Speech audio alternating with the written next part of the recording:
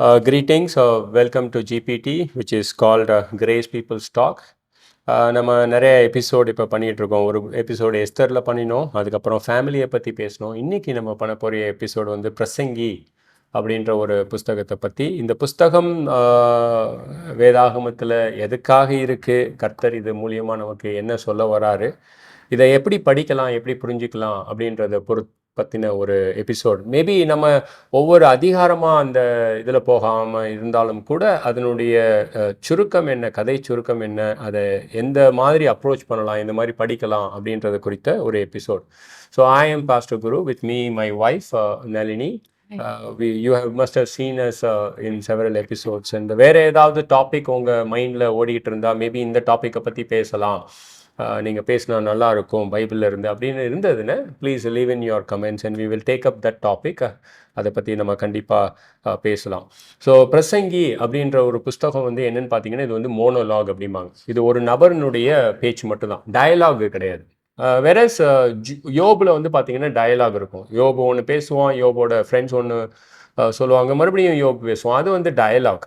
இந்த புக்கு வந்து மோனோலாக். இது வந்து கர்த்தர் வந்து சாலமோனை வச்சிருந்த இடத்துல ப்ராவிடென்ஷியல் பிளான் அப்படிம்பாங்க, முன் அறிந்து அந்த ப்ராவிடென்ஷியல் பிளானில் சாலமோனை தன்னுடைய பரிசுத்த ஆவியினால் ஏவி எழுதப்பட்ட ஒரு புஸ்தகம் தான் இந்த புஸ்தகம். இந்த புஸ்தகம் வந்து எப்படி இருக்குது அப்படின்னு பார்த்தீங்கன்னா, ஒரு நபர் வந்து எப்படி சொல்கிறது, கர்த்தருடைய வெளிப்பாடு இல்லாமல் வாழ்க்கையை அணுகுனா எந்த அளவுக்கு உபத்திரவத்தோடு இருப்பாரோ அதை காமிக்கிறதுக்காக கர்த்தர் வெளிப்படுத்தின ஒரு புஸ்தகம். I hope you understand. So ஒரு நபர் கர்த்தருடைய வெளிப்பாடு இல்லாமல் வாழ்க்கையை அணுகுனா எப்படி இருக்கும் அப்படின்றத வந்து வெளிப்படுத்துறதுக்காக கர்த்தர் கொடுத்த ஒரு புஸ்தகம் தான் இந்த புஸ்தகம். இது ஒரு தத்துவ ரீதியாக இருக்கக்கூடிய ஒரு புஸ்தகம், ரொம்ப அழகான ஒரு புஸ்தகம். 66 புஸ்தகங்களில் நிறையா பாஸ்டர்ஸ் சொல்கிறாங்க, we have to begin with this book. ஏன்னா இது வந்து மாயையை குறித்து பேசுது, அதுக்கப்புறமா வந்து கர்த்தரை பற்றி பேசலாம் அப்படின்னு சொல்லுவார். ஸோ யோபோட புஸ்தகத்தில் வந்து பார்த்தீங்கன்னா, யோபு வந்து எல்லாத்தையும் இழந்திருப்பான், ரைட்? ஆனால் கர்த்தர் வந்து இன்டர்வியூன் ஆவார். கர்த்தர் அவனோட பேசும்போது அவன் எல்லாத்தையும் ஜெயித்தவனாக இருப்பான். ஆனால் இந்த புஸ்தகத்தில் வந்து பார்த்தீங்கன்னா, கர்த்தர் வந்து பிரசங்கியோட பேசின மாதிரி ஒரு இடம் இருக்காது. ஸோ எப்படி யோபு கிட்ட எல்லாம் இழந்தும் கர்த்தருடைய அந்த கடைசி அதிகாரத்தில் அந்த அவருடைய சத்தத்தை கேட்டதுனால இவன் எல்லாத்தையும் பெற்றவனாக இருப்பான். ஆனால் இந்த புஸ்தகத்தில் வந்து இவன் மோனோலாக எழுதுறதுனால, இருந்தாலும் கர்த்தருடைய இன்ஸ்பிரேஷன் எழுதுனால கர்த்தர் வந்து இன்டர்வியூன் ஆகலை. ஆகையால் இந்த பிரசங்கிக்கிட்ட எல்லாம் இருந்தும் கர்த்தருடைய இன்டர்வென்ஷன் இல்லாமல் எல்லாத்தையும் இழந்தவனாக பார்க்கக்கூடிய ஒரு விதத்தில் தான் இந்த புஸ்தகம் இருக்கும். இந்த புஸ்தகத்தில் வந்து ஒரு முக்கியமான வார்த்தை, நம்ம பேச வேண்டிய வார்த்தை என்னென்னா பிரயாசம். இது வந்து வேலை கிடையாது, ரைட்? 1வது அதிகாரம் 3வது வசனம், சூரியனுக்கு கீழே மனுஷன் படுகிற எல்லா பிரயாசம். ஐ மீன், இந்த புக்கில் சாலமன் என்ன சொல்ல வர்றாங்கன்னா, சூரிய வெளிச்சம் பத்தலை அப்படின்றார், ரைட்? நான் இப்போ ஃபோட்டோகிராஃபியை பற்றி கொஞ்சம் கற்றுக்கணும்னு ஆசைப்பட்டிருக்கேன். நான் லைட்டாக எனக்கு எப்பப்பெல்லாம் டைம் கிடைக்குதோ 5 நிமிஷம் 10 நிமிஷம் படிக்கிறேன் நான், எப்படி லைட்டிங் இருக்கணும் அப்படின்னு சொல்லிட்டு. ஸோ சூரியனுக்கு கீழே இருக்கக்கூடிய வெளிச்சத்தில் வந்து வெளிச்சம் பத்தலை அப்படின்றாரு.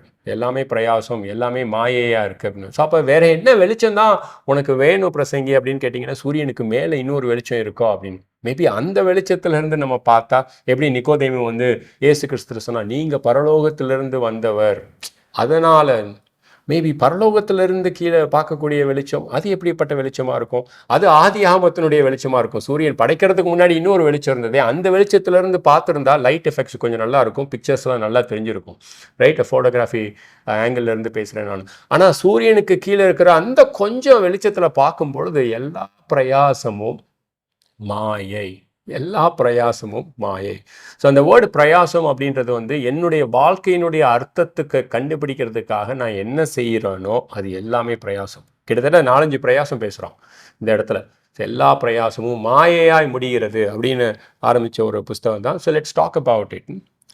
நீங்கள் இந்த பிரயாசம் அப்படின்ற வார்த்தையை சொல்லும் பொழுது என்னுடைய எண்ணங்கள் ஸ்ட்ரெயிட்டாக எங்கே போகுது அப்படின்னா, ஆதி ஆகமம் அந்த பிகினிங் வென் ஆதாமும் ஏவாளும் தவறு செஞ்சு அவங்க வந்து கடவுளுடைய பிரசன்னத்திலிருந்து பிரிக்கப்படும் பொழுது, ஏன்னா மனுஷன் வந்து திருத்துவத்தில் that is body soul and spirit 3 இதில் அவன் படைக்கப்பட்டிருந்தாலும் பாவத்தில் விழுந்ததன் நிமித்தமாக கர்த்தருடைய பிரசன்னத்திலிருந்து அவன் விலக்கப்படும் பொழுது ஒரு எம்டினஸ் கண்டிப்பாக அவனுக்குள்ள அது என்டர் ஆச்சு ஆதாம் ஏவாளுக்குள்ள.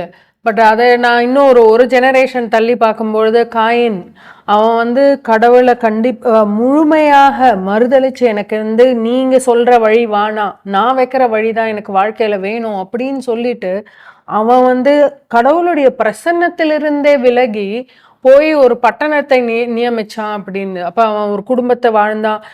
அடுத்த ஜெனரேஷன்ஸ், அதுக்கு அடுத்த ஜெனரேஷன்ஸ் யோசிச்சு பார்க்குறேன். நான் அப்போ ஒரு ஸ்பேன் ஆஃப் காயின் 700+ இயர்ஸ் வாழ்ந்திருந்தாருன்னா look at the span of 700 years without God. 700 வருஷங்கள் கர்த்தர் இல்லாமல், கடவுள் உண்மையான தேவன் இல்லாமல். கண்டிப்பா அவனும் வந்து தேவன்களை உண்டாக்கியிருக்கலாம். நான் தான் தேவன், என்ன நீ ஒரு வடிவில் பண்ணு, அந்த மாதிரி வர்ஷிப் கொண்டு வந்திருக்கலாம். பட் உண்மையான தேவனோட ஒரு கனெக்ட் இல்லாத அப்ப அந்த 700 வருட காலங்கள், அத்தனை ஜெனரேஷன்ஸ் யோசிச்சு பாருங்க, அவங்க பட்ட பிரயாசம். கடவுள் வந்து மனுஷனுக்கு கொடுத்த one of the greatest gift is also time. ஆனா அந்த டைம்ல கடவுளை உண்மையான தேவனை விலகி நீ வாழ்க்கையில என்ன கண்டுபிடிக்க போற? கண்டிப்பா நீ சொல்ல போற வார்த்தையும் மாயே மாயே. வாழ்க்கையில ஏதாவது அர்த்தம் இருக்கா? ரைட். எஸ், வாழ்க்கையில அர்த்தமே இருக்காது. பட் நான் இந்த புக்கை குறித்து கேட்கும்பொழுது ஒரு விஷயம் எனக்கு என்ன உங்ககிட்ட கேள்வியாக கேட்க தோணுதுன்னா, எதனால இந்த புக்கு வந்து ஒரு ஸ்பெஷலான புக்? என்னென்ன விஷயங்கள்னால இது ஸ்பெஷல்? 2-3 ஃபேக்டர் சொல்லலாம் இந்த புக்கு ஏன் ஸ்பெஷலான ஒரு புக்குன்னு. முதல்ல வந்து இந்த புக்கில் எழுதப்பட்டக்கூடிய கருத்து, கண்டென்ட் அப்படின்னு சொல்லலாம். அந்த கண்டென்ட்னால இந்த புக்கு வந்து ரொம்ப ஸ்பெஷலாக இருக்குது. நம்ம ஏற்கனவே சொன்னோம், நம்ம இந்த ஒரு புக்கு வந்து பழைய ப்ரீ மாடர்ன் ஃபிலாசபர், தத்துவ ஞானிகள், அதாவது இப்போ இந்த மாடர்ன் தத்துவ ஞானிகளில் இது முன்னாடி இருந்த ப்ரீ மாடர்ன் தத்துவ ஞானிகள் அவங்க வந்து இந்த புஸ்தகத்தை பார்த்தாங்கன்னா இந்த புஸ்தகத்தை எதுக்கு கீழே கொண்டு வருவாங்கன்னா எத்திக்ஸ்க்கு கீழே, அறநெறிக்கு கீழே கொண்டு வருவாங்க. ஏன்னா நிக்கோமெக்கியன் எத்திக்ஸ் அப்படின்னு சொல்லிட்டு ஒரு ஃபிலாசபர் எழுதியிருக்கிறாரு, அரிஸ்டாட்டில். ரைட். அவர் கிட்டத்தட்ட சாலமன் பேசுகிற விஷயங்களை தான் பேசுகிறாரு. Thomas Aquinas the treaty of happiness, ஹாப்பினஸ்ன்றது வந்து ப்ளஷர் வந்து ஹாப்பினஸ்க்கு ஈக்குவல் இல்லை அப்படின்றாரு. அதுவும் சாலமன் சொல்கிறத பற்றி தான் பேசுகிறாரு. அது ஒரு எத்திக்ஸ். அல்லது பிளேட்டோட ரிப்பப்ளிக்காக இருக்கட்டும். So there are so many ethics that they have spoken. அவங்க வந்து இந்த புஸ்தகத்தை பார்த்தாங்கன்னா கண்டிப்பாக ஒரு எத்திக்ஸ்க்கு கீழே தான் இதை கொண்டு வருவாங்க. எந்த எத்திக்ஸ் இதில் இந்த மாதிரி எந்த எத்திக்ஸுக்கு கீழே கொண்டு வருவாங்க? இப்போ தத்துவத்தை பற்றி பேசும் பொழுது நம்ம வந்து இப்படி பேசலாம், பழமை வர்சஸ் புதுமை, அதை வந்து பேசலாம். அப்படி இல்லைன்னா மேற்கத்தியத்துவம் அல்லது கிழக்கத்தியத்துவம், அது ஒரு தத்துவம் பேசலாம். இல்லைன்னா பாசிட்டிவ் திங்கிங், நெகட்டிவ் திங்கிங், இந்த மாதிரி தத்துவம் பேசலாம். பட் ஆனால் சாலமன் எடுத்திருக்கிற தத்துவம் என்ன தெரியுமா? அர்த்தமற்ற வாழ்க்கை, அர்த்தமுள்ள வாழ்க்கை. ரைட். அந்த ஒரு கருத்து தான் இதில் வந்து மாயையான வாழ்க்கை, மாயை இல்லாமல் அர்த்தம் அடைந்து நான் யார் என்று புரிந்து கொண்ட ஒரு வாழ்க்கை. அந்த ஃபுல் வர்சஸ் எம்டி, அல்லது solid versus shadow or maybe nothingness or hole, அந்த மாதிரியான கருத்தை கொண்டு எழுதுனதுனால என்னுடைய வாழ்க்கையினுடைய அர்த்தம் என்னன்றது எழுதுனால இந்த புக்கு வந்து ரொம்ப ஸ்பெஷலான புஸ்தகமாகுது. 2வது விதத்தில் இந்த புக்கு வந்து ஏன் ஸ்பெஷலான புஸ்தகம் அப்படின்னா, இதை எழுதினவர் வந்து ரொம்ப ஸ்பெஷலான ஒரு நபர். இவர் வந்து தன்னுடைய மண்டேல இருந்துட்டு உக்காந்துக்கிட்டு ஏதோ ஒரு இடத்துல எதையுமே அனுபவிக்காமல் நான் எதை யோசித்து பார்த்தேன், இதை யோசித்து பார்த்தேன் அப்படின்னு சொல்லி இமேஜினரியில் எழுதுனதில்லை. இவர் எல்லா இடத்துலையுமே இறங்கி இருக்கிறார். ஏன்னா இவர் ஒரு ராஜா, இவர்கிட்ட எல்லாமே இருந்தது. பில்டிங் கட்ட முடிஞ்சது, அநேக ஸ்திரீகளை தன்னுடைய மனைவிகளாக ஆக்கி கொள்ள முடிஞ்சது, தங்கத்தை தேட முடிஞ்சது, வெள்ளியை தேட முடிஞ்சது. ஸோ இது வந்து டேட்டா ஓரியன்ட் லைஃப். ரைட். இது வந்து யாரோ ஒருத்தவங்க வந்து உட்காந்துக்கிட்டு இமேஜினரியில் அவர் நினச்சதை வந்து எழுதின ஒரு இதிகாசம் கிடையாது. இது அனுபவ ரீதியாக ஒரு எம்பிரிசிஸ்ட் எழுதினது. ஒரு டேட்டாவை கொண்டு வந்து அந்த டேட்டா உங்களை முறைச்சி பார்க்குது, அந்த டேட்டா வந்து உங்ககிட்ட கேட்குது இந்த வாழ்க்கையினுடைய அர்த்தம் என்ன அப்படின்னு சொன்னதுனால இந்த புக்கு வந்து ஸோ ஸ்பெஷல் புக்கு. இது வந்து கர்த்தர் மனுஷனை கொண்டு எழுதின புக்கு. எப்பயாவது நீங்கள் ஒரு பாடல் கேட்டிருக்கீங்களா? அழகான வரிகள், பட் ஆனால் பாடகர் வந்து ரொம்ப சுமாரான ஒரு பாடகர். ரைட். அப்போ வந்து பாடலுடைய அழகான வரிகள் தான் உங்களுக்கு பெருசாக இருக்கும், என்னடா அது சுமாரான பாடல் பாடிட்டாருன்னு. அதே போல் இந்த கருத்து வந்து கர்த்தருடைய ஆவியினால் ஏவப்பட்ட கருத்துன்றதுனால அந்த கருத்து தான் வந்து மகிமையுள்ளதாக தெரியும் பொழுது இவர் வந்து மறைஞ்சு போன ஒரு நபராக இருப்பார். ஸோ அந்த விதங்களில் பார்க்கும் பொழுது இட்ஸ் அ கிளாசிக் புக். கடவுள் வந்து இந்த கேள்வியை கேட்குறாரு, அவர் உன்னுடைய வாழ்க்கை மாயையாக இருக்கிறதா, ரைட்? அந்த கேள்வியை கேட்குறாரு. என்ன தைரியம் பாருங்கள் கடவுளுக்கு, ரைட்?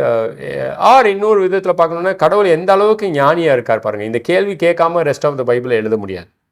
மாயையான வாழ்க்கைக்கு அர்த்தம் இதுதான் அப்படின்னு சொல்லிட்டு கேட்குறாரு. அந்த விதத்தில் ஞானியாக தெரிகிறாரு.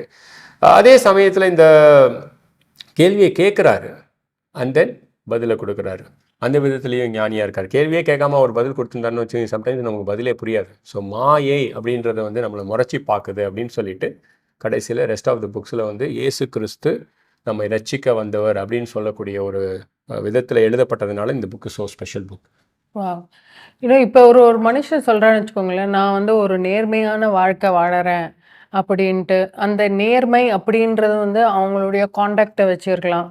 பட் கர்த்தர் வந்து மத்தேயு 5, 6, 7 பேசும்பொழுது அவர் நீ வெறும் காண்டாக்டை மட்டும் பேசலை, அதுக்கு உள்ளே போய் டீப்பாக நான் உன் இருதயத்தில் உள்ள இன்டென்ட்டை நான் தொடுறேன் அப்படின்ட்டு தான் அவர் வந்து அவருடைய அறநெறிகளை நமக்கு வந்து மத்தேயு 5, 6, 7 ஃபஸ்ட்டு சர்மனில் பேசும்பொழுது நான் ஆச்சரியப்பட்டு பார்க்குற விஷயம் என்னென்னா, அவர் எதிர்பார்க்குற அந்த வரைமுறை என்னுடைய இருதயத்திலும் பரிசுத்தமும் எண்ணங்களிலும் பரிசுத்தமும் கர்த்தர் அந்த உள்ள இன்டர்னலாக தொடும் பொழுது என்னுடைய இயலாமையை அறிகிறேன். பட் அதில் பியூட்டி என்னென்னா, கர்த்தர் தேங்க் குட்னஸ் நமக்கு அந்த அந்த அந்த ஹையஸ்ட் ஸ்டாண்டர்டை காமிச்சாலும், நம்ம இயலாமையை காமிச்சாலும் அவர் நம்ம கூட சேர்ந்து வரும். அதை தான் நீங்கள் இந்த சண்டே ப்ரீச் பண்ணீங்க, என்னுடைய எம்டினஸ் ப்ளஸ் கடவுளுடைய சஃபிஷியன்சி.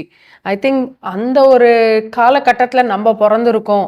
அப்படி பிறந்துட்டு இப்போ இந்த புக்கை பார்க்கும்பொழுது, பிரசங்கி புக்கை பார்க்கும்பொழுது நம்ம ரொம்ப தேங்க்ஃபுல்லாக இருக்கணும். தேங்க் காட் தட் கர்த்தர் நமக்கு கொடுத்த வாழ்க்கை இன்னும் நம்மளை எந்த அளவுக்கு வாழ வைக்கணும்னு விருப்பப்படுறாரு அப்படின்றது வந்து ஒரு we are so much appreciative to God, seriously. ஆனால் இப்போ என்னுடைய அடுத்த கேள்வி என்ன அப்படின்னா, இந்த புக்கில் எத்திக்கல் வேல்யூ அப்படின்னு ஒன்று இருந்ததுன்னா அது என்ன விதமான எத்திக்கல் வேல்யூ?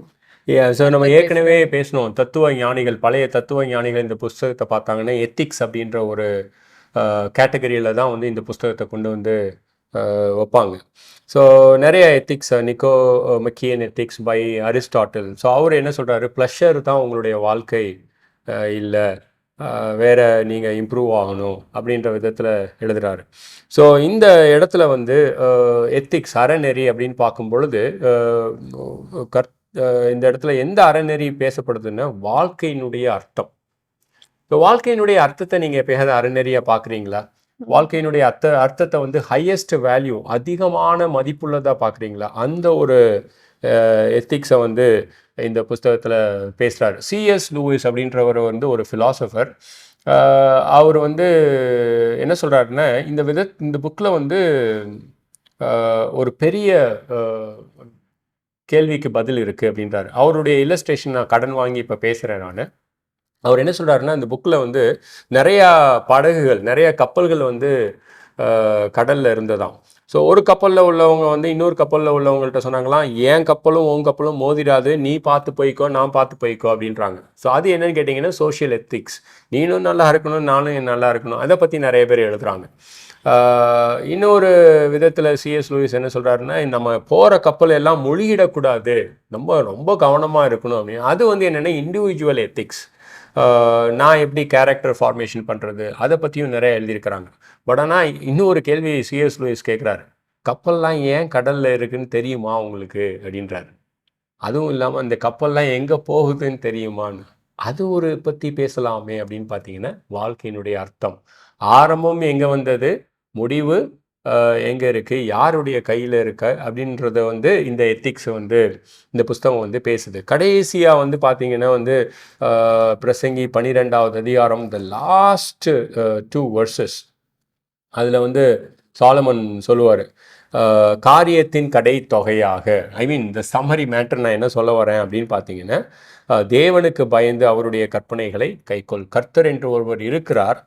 அது மட்டும் இல்லாமல் ஒவ்வொரு கிரியையையும், ஒவ்வொரு அந்தரங்கமான காரியம், நான் யாருமே பார்க்கல அப்படின்னு சொல்லிட்டு நான் செய்கிறேன்ல, அந்த அந்தரங்கமான காரியையும் நன்மையானாலும் சரி தீமையானாலும் சரி தேவன் நியாயத்திலே கொண்டு வரும். அது அந்தரங்கமான காரியத்தில் ஒரு நன்மை செய்யும் பொழுது அதனுடைய ரிவார்டு, அதனுடைய தீமை செய்யும் பொழுது அதனுடைய ஜட்ஜ்மெண்ட். ஸோ இதெல்லாம் வந்து கர்த்தர் எடுத்துட்டு வருவார் அப்படின்னு சொல்லிட்டு பேசின அந்த ஒரு end goal, where are you going, உன்னுடைய ஆத்மா. யூ ரிமெம்பர் லூக்கா 12வது அதிகாரத்தில் வந்து ஒருத்தன் வந்து இன்னொரு களஞ்சியம் கட்டும் பொழுது கர்த்தர் கேட்பார் அவனை, இன்னைக்கு ராத்திரி நீ சாக போகிற உனக்கு தெரியுமா அப்படின்றார். பட் ஆனால் அவனும் ஒரு பிரசங்கி மாதிரி தான், இதை பண்ணா அதை பண்ணா, ஓ இன்னைக்கு ராத்திரி போனோன்னே எங்கே போக போகிறேன் அப்படின்றது, அந்த ஒரு எத்திக்ஸை வந்து, கப்பல்லாம் ஏன் இருக்குது, கப்பல்லாம் எங்கே போகுது, அந்த ஒரு எத்திக்ஸை வந்து இந்த புஸ்தகம் வந்து பேசுது. ரொம்ப இன்ட்ரெஸ்டிங்கான ஒரு விஷயம். வா நான் இப்போ இருக்கிற டிஜிட்டல் ஸ்பேஸில் வந்து எந்த விஷயத்தையும் எப்போ வேணால் வந்து கற்றுக்கலாம் அப்படின்றது. ஸோ ஆஃப்லேட் என்னுடைய கிரேட்டஸ்ட் இன்ட்ரெஸ்ட் வந்து டெய்லரிங். ஸோ இந்த டேப் ஆஃப் அ பட்டன் என்ன வேணுமோ அது பேசிக்ஸ்லேருந்தே கற்றுக்க முடியும். அந்த அளவுக்கான அவைலபிலிட்டி இன்னும் இன் டிஜிட்டல் ஸ்பேஸில் இருக்குது. ஸோ அது வந்து ஜஸ்ட்டு இட் குட் பி, இல்லை ஒரு சீசன் அது இருக்கலாம், தென் இன்னொரு சீசன் மாறி இன்னும் ஓகே நான் இன்டீரியர்ஸில் நிறைய தெரிஞ்சுக்கணும்னு ஆசைப்பட்றேன். R it could be like say I want குக்கிங்கில் இல்லை ரூபிக்ஸ் கியூப் எப்படி ஃபிக்ஸ் பண்ணுறது இன்னும் குவிக்காக அப்படின்றது எல்லாமே வந்து இந்த குவிக் ஃபிக்ஸ் இன்டர்நெட்டில் அவைலபிளாக இருக்குது. முன்னாடினா ஒரு இடத்துல போய் நம்ம அந்த டீச்சர்கிட்ட இன்னும் போய் கற்றுக்கணும். பட் இப்போ அந்த இது இல்லை, அது ஈஸியாக எங்கே வேணால் கற்றுக்கலாம். பட் அந்த மாதிரி கற்றுக்கிறது வந்து என்னுடைய ஹோல் டைம் ஸ்பேஸை ஆக்குப்பை பண்ணுது கண்டிப்பாக, என்னுடைய அதர் கமிட்மெண்ட்ஸையும் மீறி. ஸோ அந்த மாதிரி இடங்களில் என்னுடைய டைமை வந்து நான் எக்ஸ்பெண்ட் பண்ணுறேன். பட் அது வந்து கண்டிப்பாக தவறு இல்லை. பட் எந்த இடத்துல அது தவறாகும், ஏன் அப்படின்னா சம்டைம்ஸ் அது என் ஃபுல் எனர்ஜியை எடுத்துடலாம் அந்த இடத்துக்குள்ளே. ஸோ இந்த புக்கை படிக்கிற இந்த காலத்து இன்னும் மாடர்ன் ரீடர்ஸ், ஸோ இதை படிக்கும் பொழுது ஓகே அந்த மாதிரி பர்சியூட்ஸ் தப்பு இல்லையா? ஏன்னா இப்போ சாலமோனும் அந்த மாதிரி நிறைய பர்சியூட்ஸில் போனான். வீடு கட்டுறதுனா என்ன, இது பண்ணுறதுனா என்ன, கார்டன் வைக்கிறதுனா என்ன, எல்லாத்துக்குள்ளும் போனான். But then at the end he says vanity. So இப்போ அந்த சர்ச் பண்ணுறது தப்பா இல்லை, அப்படி போகும் பொழுது ஒரு மாடர்ன் ரீடர் இதை படித்து ஓ இல்லை இந்த இடத்துல கடவுள் எனக்கு ஒன்று சொல்லி கொடுக்குறார். ஸோ மாடர்ன் ரீடர்ஸ்க்கு இந்த புக்கு இன்னும் எந்த விதத்தில் பேசும் அப்படின்னு நினைக்கிறீங்க? ஸோ மாடர்ன் ரீடர்ஸில் வந்து இந்த புக்கு வந்து நேர்மையாக இருக்கிறது வந்து எனக்கு ரொம்ப பிடிச்சிருக்கிறது. ஏன் அப்படின்னு கேட்டிங்கன்னா, எண்ணம் போல் வாழ்க்கை அப்படின்னு சொல்லி பைக்குக்கு பின்னாடி போட்டிருப்பாங்க, இல்லைன்னா காருக்கு பின்னாடி போட்டிருப்பாங்க. நம்ம நினச்சது தான் பண்ணணும், நம்ம சந்தோஷமாக இருக்கணும், ரைட்டு, அதெல்லாம் பற்றி பேசுகிறாங்க. பட் அதில் நீங்கள் சாட்டிஸ்ஃபைடாக இருக்கீங்களா? ரைட், ஆமாம் இருக்கிறேன் அப்படின்னு சொல்லி போய் சொல்லிடலாம். பட் ஆனால் இங்கே சாலமன் வந்து எல்லாத்தையுமே உணர்ந்தவன். இவங்க வாழ்ந்ததை விட அதிகமாக வாழ்கிறதுக்கு ஒரு ஆப்பர்ச்சுனிட்டி கிடச்சிது. ஃபார் எக்ஸாம்பிள் 2வது அதிகாரம் 9வது வசனத்தை பாருங்கள் நீங்கள். எனக்கு முன் எருசலேமில் இருந்த எல்லாரை பார்க்கிலும் நான் பெரியவனும் திரவிய சம்பனமானேன், என் ஞானமும் என் கூட இருந்தது. ரைட், 8வது வசனம் பாருங்கள். வெள்ளியையும் பொன்னையும் ராஜ சம்பத்தையும் மகாணங்களில் உள்ள பொருட்களையும் சேகரித்தேன், சங்கீதக்காரரையும் சங்கீதக்காரிகளையும், ரைட், மியூசிஷியன், மனுபுத்திரருக்கு இன்பமான பலவிதமான வாத்தியங்களையும், இன்ஸ்ட்ருமெண்ட்ஸ், அதுலேயே நான் ஏ கிரேட் பி கிரேட், ஐ மீன் டாப் மோஸ்ட் நாச்சில் போனேன் நான். இதெல்லாம் பண்ணிட்டு இதுக்கு எண்டில் வந்து எழுதுவான், இதெல்லாம் மாயை. ரைட், அந்த ஒரு நேர்மை பிடிச்சிருக்கு. இப்போ வந்து பார்த்தீங்கன்னா இந்த ஒரு அந்த நேர்மை இல்லாமல் இந்த ஹிப்போக்ரட்டிக்கல் அந்த மாயத்தனம், இதெல்லாம் ஓகே அப்படின்னு சொல்லிட்டு ஆர் யூ ரியலி சாட்டிஸ்ஃபைட் அப்படிங்கும்போது வந்து மழுப்புற மாதிரி இல்லை அது ஜஸ்டிஃபை பண்ணுற மாதிரி பேசுகிறதும் போது இந்த இந்த இந்த புக் வந்து ரொம்ப ஓப்பன் பண்ணும் மாடர்ன்ஸ். ஓ யா, இவர் எல்லாத்தையும் ட்ரை பண்ணிவிட்டு இவர் மாயைன்னு சொல்கிறாரு, right, I want to salute this guy. So 2வது வந்து இவர் வந்து தன்னுடைய மைண்டில் இருந்துட்டு உட்காந்துட்டு ஏதோ ஒரு இடத்துல வந்து ஒளியை பார்த்துட்டு எழுதலை. இது வந்து அனுபவித்து டேட்டா ஓரியன்ட் புக். இதில் வந்து he has got lot of statistics. அந்த விதத்தில் வந்து பார்த்தீங்கன்னா ஒரு எம்பிரிசிஸ்டாக எழுதும் பொழுது இது வந்து மாடர்ன் ரீடர்ஸ்க்கு ஹியர் இஸ் த எவிடன்ஸ் அப்படின்றார். எதுவுமே எவிடன்ஸ் இல்லாமல் போயிடுறாரு. Here is the conclusion, here is the experiment, here is the evidence அப்படிங்கும்போது வந்து it really addresses the modern reader. இதில் வந்து இன்னொரு ஒரு பயத்தை பற்றி எழுதுறாரு. என்ன பயம் அப்படின்னு கேட்டிங்கன்னா, இது வந்து மரணத்தை குறித்த ஒரு பயம் அல்ல. இது வந்து என்ன பயம்னா அர்த்தமற்ற வாழ்க்கையை குறித்த ஒரு பயம். ரைட்டு, நான் காலையிலேருந்து சாயந்தரம் வரைக்கும் நான் வந்து டெய்லரிங் பண்ணாவோ இல்லை சமைச்சாவோ அதில் அர்த்தமே இல்லை அப்படின்னு சொல்லிட்டு நான் எண்டில் வந்து ரொம்ப சோகமாக டிப்ரெஸ்டாக போகும் பொழுது, ஓ இதில் நான் எதுக்காக பண்ணினேன் அப்படின்ற அந்த ஒரு பயம், ரைட், அந்த பயம் வந்து நிறைய பேரை வந்து டிப்ரெஷனுக்கெலாம் கொண்டு போகுது அப்படின்னு சொல்கிறாங்க. அர்த்தமே இல்லாத வாழ்க்கை, சடனாக எல்லாத்தையும் விட்டுட்டு எதுவுமே வேணான்னு சொல்லிட்டு இமயமலைக்கு போகிறது, ரைட்டு. ஸோ அந்த பயம் அவங்கள துரத்துறது. ஸோ அந்த பயத்தை, அர்த்தம் இல்லாத வாழ்க்கையை குறித்த அந்த பயத்தை எழுதும் பொழுது I think it will be very very useful to the modern readers. So Paul சொல்கிற மாதிரி குடித்தாலும் சரி புசித்தாலும் சரி தேவனுடைய மகிமைக்காக நான் செய்யும்போது அதில் வர ஒரு ஜாய் இருக்குது. அது நான் ஒரு பைக் ரைடிங் இருக்கட்டும், அதில் வந்து கர்த்தருடைய படைப்பை ரசிக்கிறதா இருக்கட்டும், இல்லை என்னுடைய எஜுகேஷனாக இருக்கட்டும், இல்லை என்னுடைய குக்கிங்காக இருக்கட்டும், கடவுள் கொடுத்த அந்த குடும்பத்தை பார்க்குறதா இருக்கட்டும். ஸோ எல்லா இடத்துலையும் நான் கடவுளுடைய கண்களில், நான் ஏற்கனவே சொன்ன மாதிரி பரலோகத்திலிருந்து வெளிச்சம், அது வந்து சூரிய வெளிச்சம் கிடையாது, படைக்கப்பட்ட வெளிச்சங்கள், அந்த வெளிச்சத்தில் பார்க்கும்போது எல்லாமே வந்து அர்த்தமுள்ளதாக தெரியும் அப்படின்றத எழுதுறதுனால I think this is a greatest book for the modern readers. And young generation என்ன பண்ணுறாங்கன்னா, இந்த அந்த அர்த்தமுள்ள வாழ்க்கை அப்படின்றது வந்து ஒரு என்ன சொல்கிறது, ஒரு பெரிய எலிஃபெண்ட்னு கூட வச்சுக்கிங்களேன். நீங்கள் பாடி பண்ணிக்கிட்டே இருக்கீங்க, இதெல்லாம் அர்த்தம் இருக்கா இல்லையா அப்படின்றது அந்த எலிஃபெண்ட் பெரிய ரூமில் இருக்காது. உங்களை பார்த்து முறைச்சி பார்க்கும் பொழுது வந்து அந்த எலிஃபெண்ட்டே இல்லை அப்படின்ற மாதிரி நடிக்கிறதுன்றது வந்து ஒரு தவறான, ஒரு பொய்யான வாழ்க்கை. அது மாயமான வாழ்க்கை. மாயைன்னு சொல்கிறது ஒரு நேர்மையான வாழ்க்கை. பட் அது இருக்குன்றதை தெரிஞ்சுக்கிட்டு இல்லவே இல்லை அப்படின்னு சொல்லிட்டு நடிக்கிறது ஒரு மாயமான ஒரு வாழ்க்கை. அந்த விதத்தில் இருக்கிறவங்களுக்கு இந்த புக்கு வந்து definitely will speak a lot to them. I think as you said, அப்போஸ்தலன் பவுல் சொன்னார், எதை செய்தாலும் அவருடைய மகிமைக்காக செய்யலாம் அப்படின்னு. ஸோ ஐ திங்க் அது வந்து will bring so much rest. That அந்த ஒரு சின்ன விஷயம் கற்றுக்கிறது வந்து தப்பு கிடையாது, இல்லை வந்து இதனால் நான் லெஸ் ஸ்பிரிச்சுவல் கிடையாது. எந்த விதத்துலேயும் அந்த இடத்துலையும் நான் கர்த்தரை சேர்த்து கொண்டு நான் அதை கற்றுக்கிற விஷயமா இருக்கணும். கர்த்தாவை எனக்கு புரியல, நீங்கள் எனக்கு வந்து ஹெல்ப் பண்ணுங்க அப்படின்னு அதை கற்றுக்கிட்டு அதை நான் அவருடைய மகிமைக்காக பண்ணும்பொழுது I think God is so glorified and it brings so much joy. So கடவுள் இதையும் என்ஜாய் பண்ண தான் எனக்கு கொடுத்துருக்காரு. ஸோ அவரையும் இன்க்ளூட் பண்ணும் பொழுது அந்த அர்த்தமானது அந்த இடத்துலயே வெளிப்படுது. S, yeah. ஸோ அப்போ there is tremendous rest. That is beautiful. But நான் இந்த புக்கை படிக்கும் பொழுது நிறைய இடங்கள்ல வந்து அவர் சாலமோன் பேசுகிற கண்டென்ட் டெலிவரி பார்த்தீங்கன்னா, ஒரு டாபிக் பற்றி பேசுகிறாரு, நியாயம் அநியாயம், அதுக்கப்புறம் திடீர்னு ஒரு 2 வசனப்பி வேற டாபிக் போகிறார். ஸோ த கொஸ்டின் இஸ், அந்த மாதிரியான டிஸ்ஆர்கனைஸ்ட் கண்டென்ட் டெலிவரி, மேபி எனக்கு அது அப்படிப்படுது. ஏன் அப்படி அந்த மாதிரி பிரேக்கப்பாக கொடுத்துருக்கலாம், இல்லை அவருடைய எண்ணங்கள்ல என்ன ஓடி இருக்கும், ஏன் இந்த மாதிரி? ஸோ டெலிபரேட்ல வேணும்னே வந்து மாயையை பற்றி எழுதுகிற புக்கு வந்து இந்த மாதிரி எழுதியிருக்கிறாரு, ரைட். ரேம்பிள்ஸ், ஒரு இடத்துல இருந்து இன்னொரு இடத்துக்கு போகிறது, இன்னொரு இடத்துல இருந்து இன்னொரு இடத்துக்கு.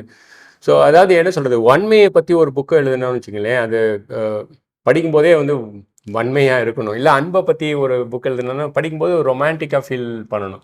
போர்டமை பற்றி எழுதும்போது ரொம்ப இன்ட்ரெஸ்டிங்காக இருக்குன்னு சொன்னால் அது எப்படி இருக்கும், ரைட்? அது அவ்வளோ வராது. பட் ஆனால் இது வந்து மாயையை பற்றி எழுதும் பொழுது படிக்கும் பொழுதே இது என்ன சொல்ல வராரு, மாயையாக இருக்கே அப்படின்ற ஃபீல் கொண்டு வரதுக்காக எழுதியிருக்கிறாரு. ஆக்சுவலி இந்த புக்கோட தலைப்பு வந்து தமிழில் வந்து பிரசங்கி அப்படின்னு போட்டிருக்கு. பட் ஆனால் ஒரிஜினல் டைட்டில் என்னன்னு கேட்டிங்கன்னா பிரசங்கியினுடைய பிரசங்கம், ரைட்? அப்படி தான் இருக்கணும்.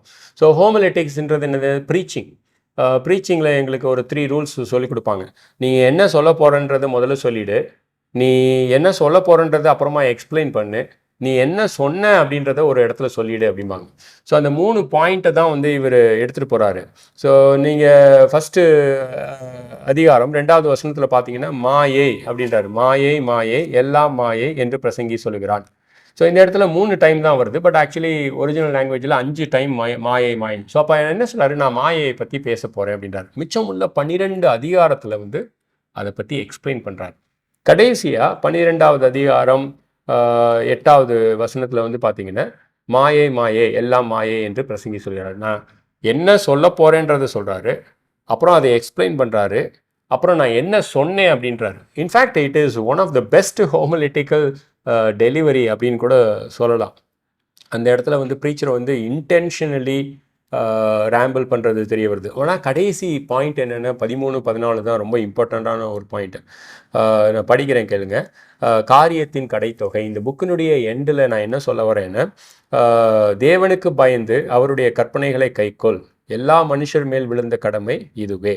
ஒவ்வொரு கிரியையும் ஒவ்வொரு அந்தரங்கமான காரியம், அது நல்ல காரியமாக இருக்கட்டும் இல்லை கெட்ட காரியமாக இருக்கட்டும், தேவன் நியாயத்திலே கொண்டு வருவார் அப்படின்னு. ஸோ இப்போ நல்ல காரியம் பண்ணிவிட்டு எனக்கு மீனிங்கே இல்லை, இதெல்லாம் யாருக்கா அப்படின்னு பார்த்தா தேவன் நன்மையை கொண்டு வருவார். ரைட்டு, கெட்ட காரியம் பண்ணிவிட்டு நான் பாட்டி ஜாலியாக இருக்கலாம் அப்படிங்கும்போது இல்லை, தேவன் அதை நியாயம் விசாரிப்பார். இந்த இடத்துல வந்து கடைசியாக வந்து நான் சூரியனுக்கு கீழே எல்லா வெளிச்சத்துலேயும் பார்த்துட்டேன். நான் அதில் லைட்டு பத்தலை, பட் ஆனால் இன்னொரு லென்ஸ் தேவை. அந்த லென்ஸ் என்ன தேவைன்னா faith lens or faith lights, இந்த எக்ஸ்ட்ரா லைட் போடுவாங்களா, அந்த லைட்டில் பார்க்கும் பொழுது கர்த்தர் இருக்கிறார். ரைட், அவருக்கு பயந்து நடப்போம். கர்த்தருக்கு பயப்படுதல்ன்றது என்னது? ஞானத்தின் ஆரம்பம், அது முடிவு கிடையாது. ஸோ அப்புறமா என்ன சொல்கிறாருன்னா, இந்த அவர் கூப்பிடுற விசுவாசம்ன்றது கர்த்தர் இருக்கிறார் அப்படின்னு சொல்கிற விசுவாசம் இல்லை, அது மட்டும் கிடையாது. அதுக்கப்புறம் என்ன சொல்றாரு, இந்த கர்த்தர் நியாயம் விசாரிக்கக்கூடியவராகவும் இருக்கிறார். ரைட், அந்த நியாயம் விசாரிக்கக்கூடிய கர்த்தர் தான் ரிமைனிங் புக்கில் சொல்கிறாரு. இயேசு கிறிஸ்து பிதாவானவர் இந்த உலகத்தை அவ்வளவு அன்பு கூர்ந்ததினால் தன்னுடைய ஒரே பேரான குமாரனை அனுப்பி அவரை நியாயம் விசாரித்தார். என்னுடைய பாவங்களுடைய தண்டனை அவர் மேல் விழுந்தது, அவர் அடக்கம் செய்யப்பட்டார், 3ஆம் நாள் உயிர்த்தெழுந்தார். ஸோ அவரை நான் விசுவாசிக்கும் பொழுது, அவரை ஏற்றுக்கொள்ளும் போது யோவான் 1:12 வந்து பிள்ளைகளாகும்படிக்கு எனக்கு அதிகாரத்தை கொடுத்திருக்கிறார் அப்படிங்கும்போது, அப்போ நான் நன்மையான காரியமாக பண்ணிட்டு யாருமே வந்து மதிக்காமல் போனால் கூட வந்து God will reward me. அதே சமயத்தில் நான் தீமையான காரியத்தில் விழுகும் பொழுது எனக்கு அந்த மன்னிப்பு இருக்குது அப்படின்றதையும் நான் பார்க்குறேன். கர்த்தர் நியாயம் விசாரிக்கிறதுன்றது, கிறிஸ்துவுக்குள் நியாயம் விசாரிக்கும் பொழுது ரோமர் 8:1 வந்து ஆக்கினி தீர்ப்பு எதுவும் இல்லை. அவருக்கு பயந்து நடக்கக்கூடிய அந்த வாழ்க்கைக்கு வரும்பொழுது ஞானத்தின் ஆரம்பமாக நடக்கிறேன். அந்த மாதிரி எழுதப்பட்ட ஒரு புஸ்தகம். இந்த last 2 verses are very very powerful and it gives you the summary of the everything that he is saying. காரியத்தின் கடைத்தொகை. So one of the best well written book. அதை படிக்க படிக்க வந்து அந்த வார்த்தைகள் வந்து புதுசாக பேசும்பாங்க. அந்த மாதிரி இருக்கக்கூடிய விஷயங்களை வந்து கிளாசிக்ஸ் அப்படிம்பாங்க. ஒரு பாட்டை எப்போ கேட்டாலும் ஓ இவ்வளோ ஃப்ரெஷ்ஷாக இருக்கு. So that's comes under classic music, classic songs. And classical book அப்படின்னு சொல்கிறது வந்து மாயை குறித்த இந்த ஒரு புஸ்தகம். It's an amazing book and that we should all read about it. I think we should finish it. So நம்ம அதிகாரம் வயசு போகாட்டியும் கூட, ஒவ்வொரு அதிகாரம் 2வது அதிகாரம் போகாம கூட இந்த புஸ்தகம் என்ன, எப்படி எழுதப்பட்டது, எதற்காக எழுதப்பட்டது, கர்த்தர் இதில் என்ன சொல்ல வராரு அப்படின்றத நம்ம பார்த்தோம். So thank you so much for வாட்சிங் அண்ட் லிஸ்னிங்.